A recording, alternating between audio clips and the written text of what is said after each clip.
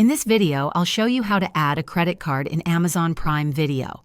It's super simple. Let's jump right in.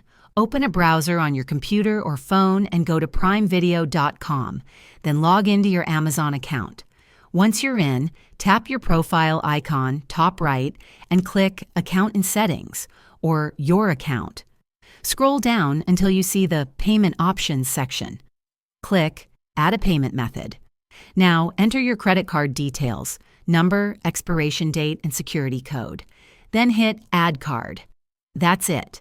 Your card is now linked to your Prime Video account. Quick tip: if you're sharing your account with family, they'll be able to use this payment method too, unless you set up separate profiles with different billing info.